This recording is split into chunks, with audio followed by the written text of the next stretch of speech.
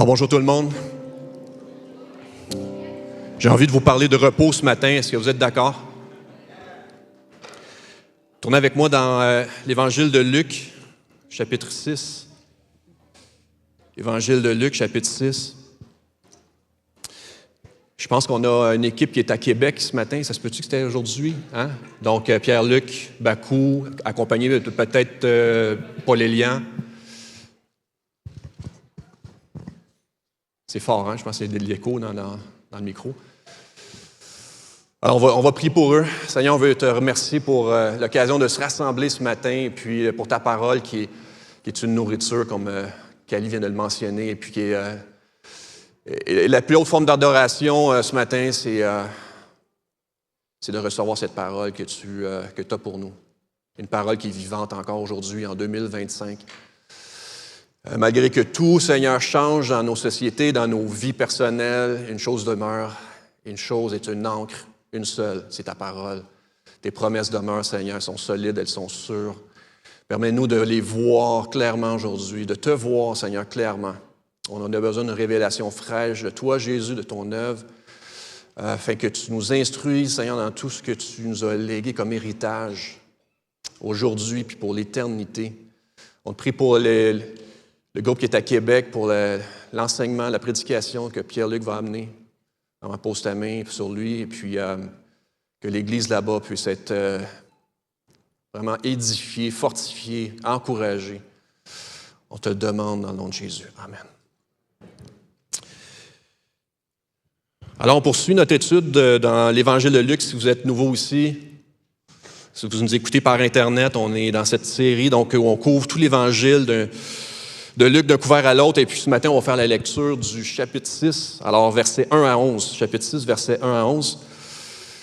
Et je vous fais la lecture. Il arriva un jour de sabbat appelé second premier, que Jésus traversait des champs de blé. J'ai l'impression d'être dans une cathédrale en ce moment. C'est possible? Alors ses disciples arrachaient des épis et les mangeaient après les avoir froissés dans leurs mains. Quelques pharisiens leur dirent « Pourquoi faites-vous ce qu'il n'est pas permis de faire pendant le sabbat? » Jésus leur répondit « N'avez-vous pas lu ce que fit David lorsqu'il eut faim, lui et ceux qui étaient avec lui? Comment il entra dans la maison de Dieu, prit les pains de proposition, en mangea et en donna à ceux qui étaient avec lui, bien qu'il ne soit permis qu'aux sacrificateurs de les manger. Il leur dit « Le Fils de l'homme est maître même du sabbat. » On va essayer de voir aujourd'hui en passant qu'est-ce que Jésus a voulu dire par là. Qu'est-ce que le sabbat veut dire pour nous aujourd'hui et qu'est-ce que le fait que Jésus est maître du sabbat veut dire pour nous aujourd'hui. Mais d'abord, comment ces gens-là l'ont entendu. Vous allez voir leur réaction un peu plus loin. Alors, il arriva un autre jour de sabbat que Jésus entra dans la synagogue et qu'il enseignait. Il s'y trouvait un homme dont la main droite était sèche ou paralysée. Les scribes et les pharisiens observaient Jésus. Il observait pour voir s'il ferait une guérison le jour du sabbat. C'était afin d'avoir sujet de l'accuser. Leur réponse était déjà planifiée. Mais il connaissait leurs pensées. Il dit à l'homme qui avait la main sèche, « Lève-toi et tiens-toi là au milieu. » Alors il se leva et se tint debout. Et Jésus leur dit, « Je vous demande s'il est permis le jour du sabbat de faire du bien ou de faire du mal, de sauver une personne ou de la tuer. » Alors, promenant ses regards sur eux tous, il dit à l'homme, « Étends ta main. » Il le fit et sa main fut guérie.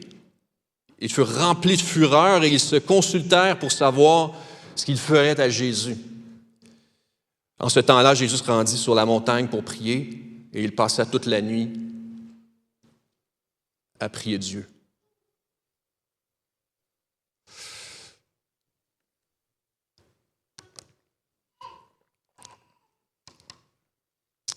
Alors, j'ai débordé un peu, j'ai été jusqu'au verset 12.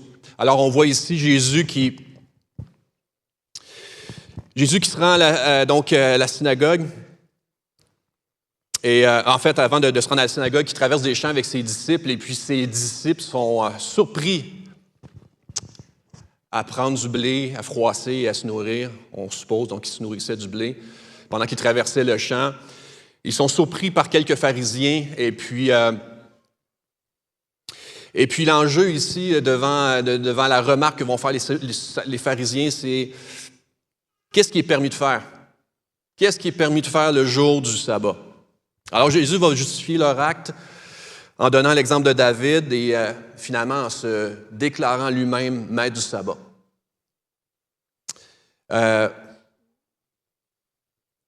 Et on le retrouve peu de temps après, maintenant, oui, à la synagogue, guérissant un homme à la main paralysée. Donc Jésus se déclare maître du sabbat et il en fait la preuve parce que dans la synagogue, un jour de sabbat, il va guérir cet homme qui a la main paralysée.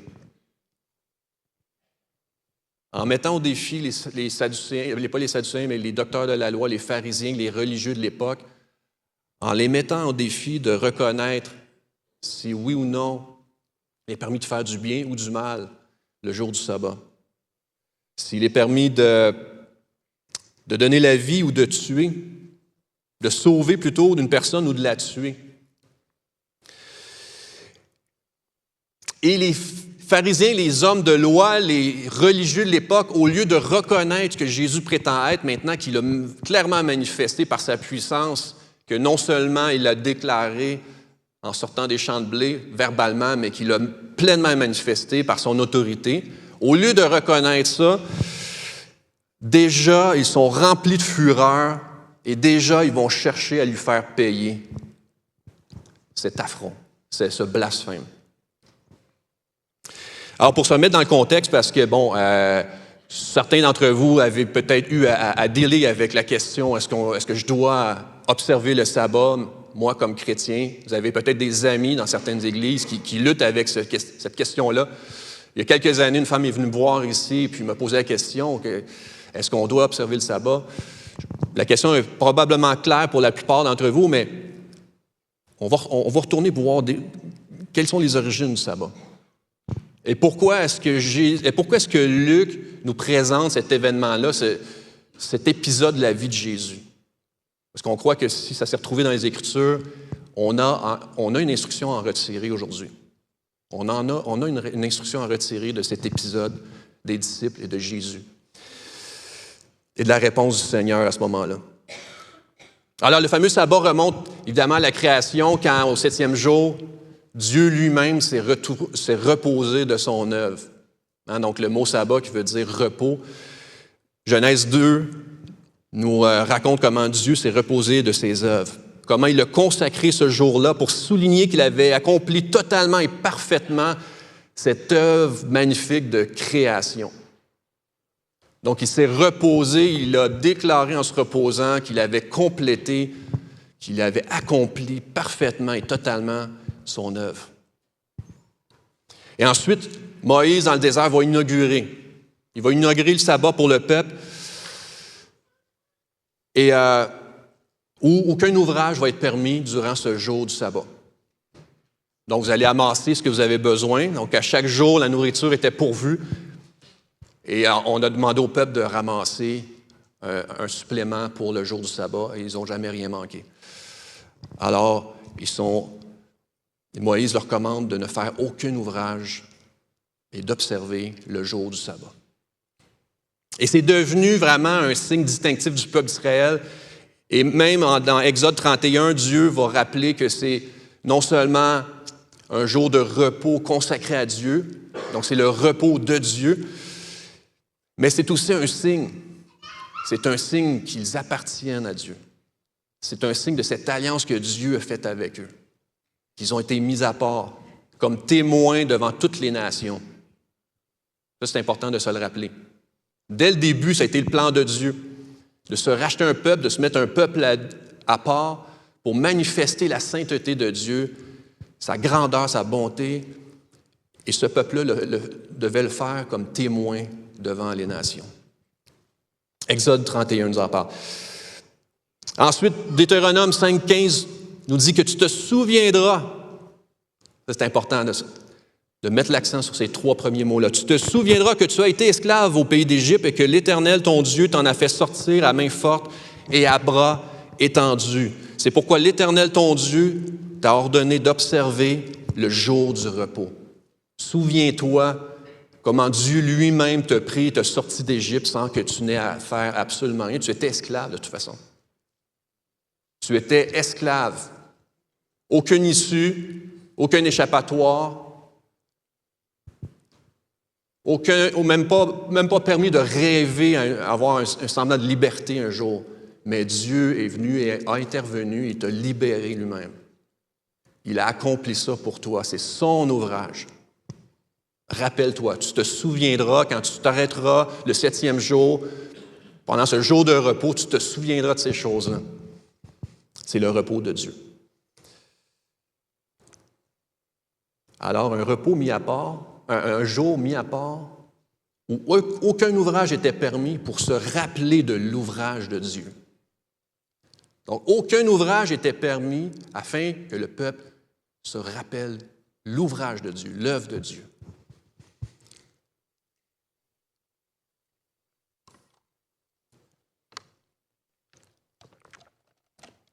Et donc, c'est un peu ça le sabbat. C'est ce que les chefs religieux de l'époque s'empressaient de mettre en pratique, de faire observer, donc d'amener le peuple entier à faire observer cette loi. Et puis, que Dieu avait introduit dans les 10 commandements d'ailleurs. Et puis, soudainement, vous avez Jésus qui débarque. Et puis, ces gens-là, ces religieux sont choqués de voir. Les disciples, pas le fait de voler du blé dans le champ du voisin. La loi le permettait, ça. Ce n'était pas tant le fait de voler du blé, mais c'était le fait de se nourrir, d'aller prendre de faire une action, de faire une œuvre en prenant du blé, de le froisser entre les mains. Parce que, une chose peut-être qu'on oublie, c'est que ces docteurs de la loi ont rajouté par-dessus le commandement de Dieu une multitude de règlements qui ont ensuite fait partie de la tradition humaine. Ils ont, par-dessus le commandement de Dieu, ajouté, écoutez, ce commandement-là, pour eux, se déclinait en des dizaines de règlements qu'ils avaient ajoutés. Et Jésus se présente comme maître du sabbat. Maître parce qu'il est l'interprète par excellence de la loi. Jésus est l'interprète par excellence. De la même façon qu'il l'a interprété, qu'il a ramené le peuple à l'esprit de la loi pendant le sermon sur la montagne. Encore ici, il se présente comme celui qui interprète la loi et qui face à une obéissance servile, rappelle l'esprit de la loi. Rappelle de qui cette loi est sortie et que lui, il en est l'interprète par excellence. Face à ces docteurs de la loi qui ont voulu interpréter et ajouter toute cette multitude de règlements, Jésus se présente comme l'interprète. Il est Seigneur du sabbat, il est maître du sabbat. Et dans Marc 2, 27, ce qui n'est pas rapporté par Luc ici, il va rappeler que le sabbat a été fait pour l'homme et pas l'homme pour le sabbat. Okay? Donc, quand je vous dis qu'ils obéissaient, ils avaient une obéissance servile, une observation servile du commandement, c'est qu'ils ont fait du sabbat. Finalement, le sabbat l'homme a été, finalement, avec eux, l'homme a été fait pour le sabbat. Jésus leur rappelle, non. Dans Marc 2, 27, il va dire, non, le sabbat a été fait pour l'homme et non l'homme pour le sabbat. Le sabbat a été fait pour son bien. C'est un jour mis à part pour Dieu, pour le bien de l'homme, pour son instruction. Est-ce que ces gens étaient en train de retirer une instruction de ce sabbat-là qu'ils observaient semaine après semaine? Est-ce qu'ils étaient dans cette attitude de se rappeler cette alliance que Dieu avait faite? Est-ce qu'ils étaient en train de mettre de côté leur ouvrage pour se rappeler de l'ouvrage de Dieu pour eux? Donc cette attitude-là est à l'opposé d'une obéissance servile, où je fais les choses pour accumuler des points.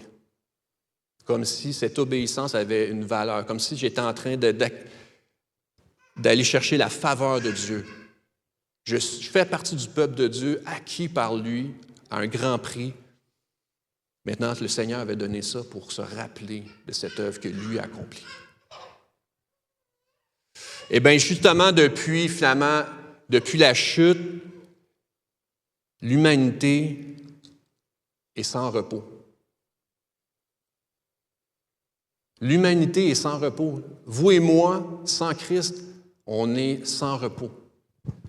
Et si on est sans repos, c'est qu'on court et on cherche à trouver quelque part dans une activité ou quoi que ce soit le repos. C'est ce que nous sommes depuis la chute. Et sans Christ, c'est des mécanismes dans nos vies qui sont mis en place pour trouver ce repos. Alors qu'on soit chrétien ou pas, Dieu nous a créés pour, comme Adam et Ève l'ont vécu dans le jardin, pour vivre de cette totale satisfaction d'être en parfaite communion avec Dieu, avec cette parfaite assurance que Dieu pourvoit en toutes choses. On parle beaucoup de trouver une estime de soi, de chercher à acquérir une estime de soi. Adam et Ève, ils avaient une pleine estime d'eux-mêmes. Elle ne venait pas par leurs grands accomplissements, elle venait par cette pleine assurance qu'ils étaient aimés de Dieu. Et cette assurance-là avait aucune ombre. Cette assurance-là de son amour n'avait aucune ombre. Le pharisien, le religieux en général, cherche son repos, son sentiment d'accomplissement dans une observation servile de la loi. Ils sont obsédés par leur ouvrage et ils oublient l'ouvrage de Dieu pour eux. Ils sont tellement obsédés dans l'observation du règlement, comment ils sont, eux, en train d'accomplir une œuvre qu'ils ont mis en oubli l'œuvre de Dieu pour eux. Ce que Dieu a accompli pour eux. Et on le voit dans leur réaction en sortant de la synagogue, et on voit que ce n'est que le début. Vous connaissez la suite. La plupart d'entre vous avez lu l'Évangile. On voit que ce n'est que le commencement. Cette hostilité de la part des pharisiens, des docteurs de la loi, envers ce Jésus qui vient renverser tout leur concept. Ce Jésus dans Matthieu, ou même, encore là, que Luc n'a pas rapporté, mais c'est Jésus qui va leur dire, Dieu préfère votre obéissance au sacrifice. Mais eux, ils sont dans cette apparence de justice, de pureté, de piété, mais qui en manque le but. À leurs propres yeux, ils sont zélés pour Dieu, ajoutant au commandement une multitude de règles. Leur réponse revient continuellement. Qu'est-ce qui est permis? Et Jésus ne va pas entrer dans leur débat pour déterminer où se trouve la limite. Vous remarquez en lisant le texte, Jésus ne va pas aller sur leur terrain pour essayer de débattre. Bon, qu'est-ce qui est permis? Qu'est-ce que dans vos 30 et je ne sais pas combien règlements fait du sens? Est-ce qu'on devrait en enlever? Est-ce qu'on devrait en ajouter? Jésus va les amener sur un autre terrain. Dans Luc, il va leur dire, vous sondez les Écritures, dans Jean, plutôt, chapitre 5, il va dire, vous sondez les Écritures parce que vous pensez avoir en elles la vie éternelle. Ce sont elles qui rendent témoignage de moi et vous ne voulez pas venir à moi pour avoir la vie. Voilà le but à atteindre. Ce sabbat, normalement, devrait vous mener à moi, mais vous l'avez refusé. Et pourtant, vous sondez jour et nuit les Écritures. Vous sondez jour et nuit les Écritures. Et les pharisiens pensaient avec raison avoir en elles la vie éternelle. Mais ça aurait dû les mener à Jésus. Ça aurait dû les mener à reconnaître l'autorité, le maître du sabbat. Celui qui était le mieux placé pour interpréter, donner un sens à ce sabbat qu'ils observaient depuis des générations. Mais ils refusent et ils sont furieux. Et le mot qui est employé ici, on pourrait dire, c'est fou de rage. Ils en perdent la tête. Ils en perdent la tête à voir Jésus venir se présenter comme maître de sabbat, comme lui interprétant et ramenant le sens de ce repos de Dieu. Maintenant, quel est le meilleur livre dans le Nouveau Testament? Quel est le meilleur livre pour interpréter l'Ancien Testament?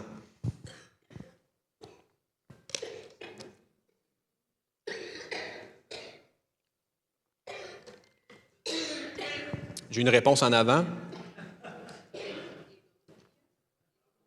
Hein? Hébreu? On a dit Hébreu? Ouais. Alors, on va tourner dans Hébreu.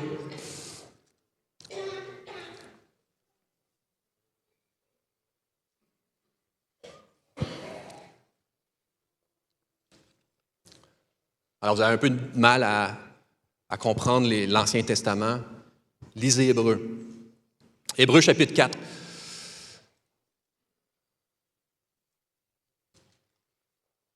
Hébreu chapitre 4, versets 1 à 11.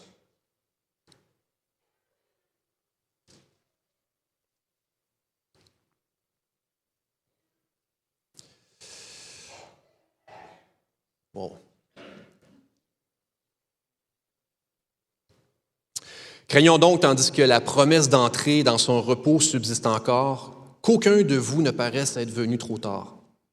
Car cette bonne nouvelle nous a été annoncée aussi bien qu'à eux, mais la parole qui leur fut annoncée ne leur servit de rien, parce qu'elle ne trouva pas de la foi chez ceux qui l'entendirent. Elle ne trouva pas de la foi chez ceux qui l'entendirent. Pour nous qui avons cru, nous entrons dans le repos, selon qu'il dit, je jurai dans ma colère, ils n'entreront pas dans mon repos. Il dit cela, quoique ses œuvres aient été achevées depuis la création du monde. Car il a parlé quelque part ainsi du septième jour, et Dieu se reposa de toutes ses œuvres le septième jour. Et ici encore, ils n'entreront pas dans mon repos. Or, puisqu'il est encore réservé à quelques-uns d'y entrer, et que ceux à qui d'abord la promesse a été faite n'y sont pas entrés à cause de leur désobéissance, Dieu fixe de nouveau un jour, aujourd'hui, en disant dans David, bien longtemps après, comme il est dit plus haut, « Aujourd'hui, si vous entendez sa voix, n'endurcissez pas vos cœurs. Car si Josué leur avait donné le repos, Dieu ne parlerait pas après cela d'un autre jour. » Verset 9, « Il y a donc un repos de sabbat réservé au peuple de Dieu, car celui qui entre dans le repos de Dieu se repose de ses œuvres, comme Dieu s'est reposé des siennes. Empressons-nous donc d'entrer dans ce repos, afin que personne ne tombe en ne donnant le même exemple de désobéissance. » Alors, l'auteur se réfère à un épisode de l'Ancien Testament où ils ont fait preuve d'incrédulité, où ils ont fait preuve de désobéissance et où ils se sont privés de ce repos. Il nous rappelle que la terre promise à Abraham, et que quand le peuple a pris possession de ce pays-là sous la direction de Josué, était une image du repos éternel promis par Dieu. C'est pour ça qu'il va dire, sinon il n'aurait pas parlé d'un autre jour de repos. Cette entrée-là dans Canaan, c'était une image du repos que Dieu accordait à son peuple.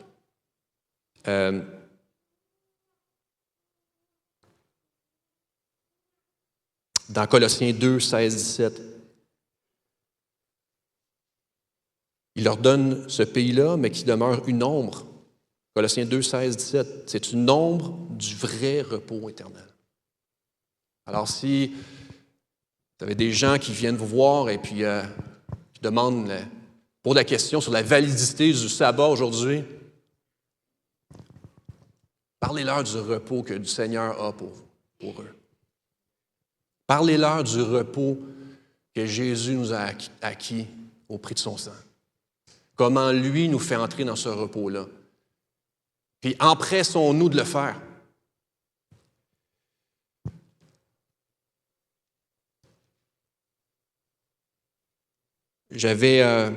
En préparant le message, je pensais aussi à ce zèle des pharisiens, ce zèle de l'homme religieux, de la femme religieuse, et comment Jésus va mettre en lumière, j'oublie le passage, mais vous vous souvenez quand Jésus va les accuser de les charger de fardeaux Il dit, vous chargez le peuple de fardeau et vous n'y touchez même pas du petit doigt. Hein? Malheur à vous, docteur de la loi, parce que vous chargez les hommes de fardeaux difficiles à porter et que vous ne touchez pas vous-même l'un de ces fardeaux. J'avais la référence devant moi, Luc 11, 46. Des fardeaux difficiles à porter. Est-ce qu'on va être de ceux qui imposent des fardeaux difficiles à porter ou est-ce qu'on va être des ambassadeurs de Christ qui a dit « Venez à moi, vous qui êtes chargés et fatigués, et je vous donnerai du repos. » C'est la parole du Seigneur et c'est en même temps le Seigneur qui nous envoie avec cette parole. Non pas qu'on soit capable de quoi que ce soit, mais on a cet appel sur nos vies, comme serviteurs de Christ, à délier ces fardeaux, à avoir une parole de restauration pour ceux qui nous entourent, pour nos frères et sœurs, pour les gens de l'extérieur. Soyons ceux qui délient des fardeaux, afin que les gens puissent entrer avec empressement dans ce repos, que personne ne se prive du repos du Seigneur. Il nous en donne un avant-goût aujourd'hui. Évidemment, ce repos-là va être pleinement manifesté dans l'éternité. Mais aujourd'hui, c'est le jour du repos. C'est aujourd'hui le moment idéal pour entrer dans ce repos. Donc, empressons-nous de délier ces fardeaux-là. Ne soyons pas de ceux qui ajoutent fardeau sur fardeau sur fardeau. Au contraire, ayons des paroles de grâce les uns pour les autres. Aujourd'hui, venez, vous tous qui êtes chargés et fatigués, je vous donnerai du repos.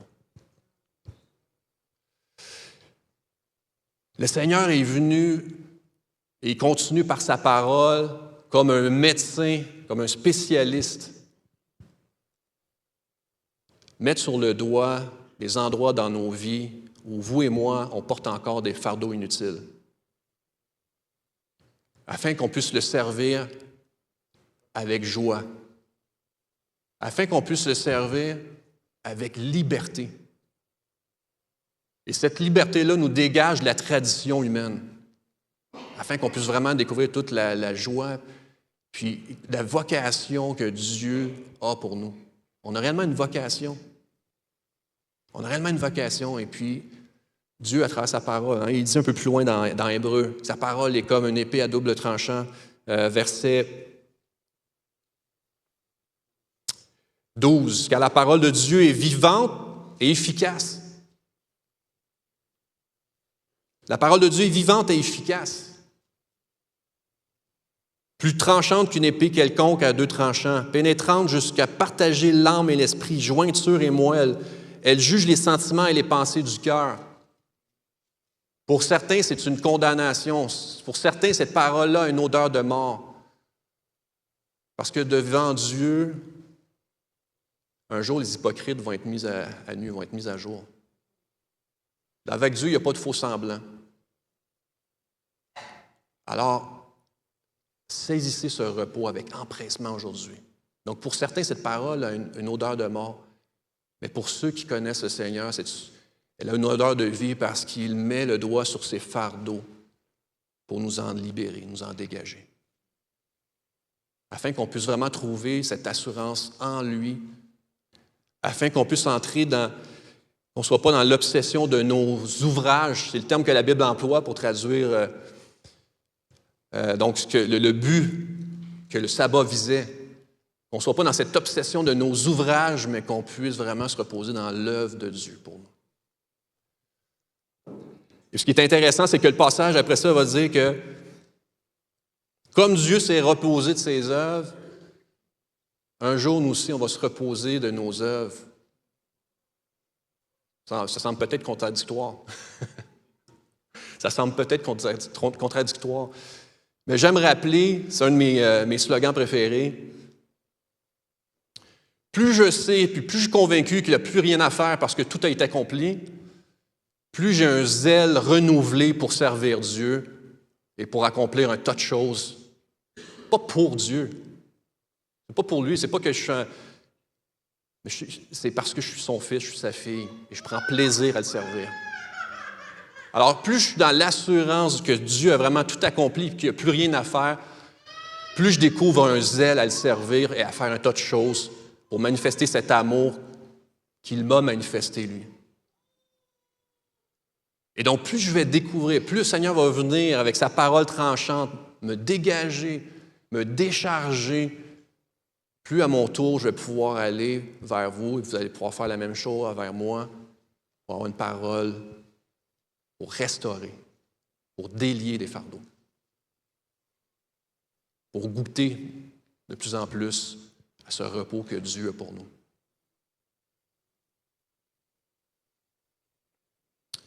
Alors, est-ce que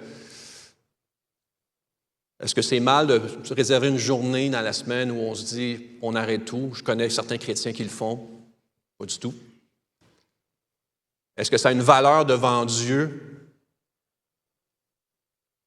Est-ce que ça a une valeur dans le sens, est-ce que je suis en train de compter des points auprès de Dieu? Absolument pas. Mais pour moi, ça peut être très bénéfique. Pour moi, ça peut être très bénéfique de d'arrêter ce tourbillon, cette vie effrénée où tout va à 100 000 à l'heure et puis considérer l'ouvrage de Dieu pour moi.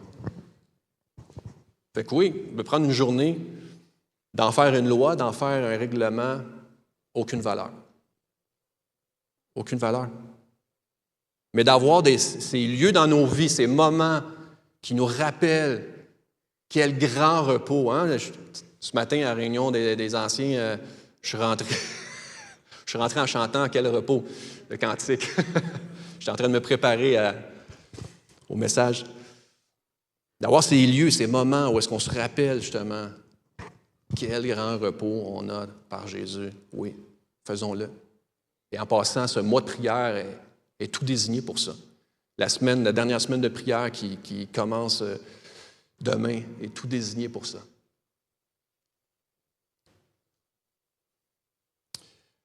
Je vais arrêter maintenant parce que je vais laisser la parole à Emmanuel et Marjolaine.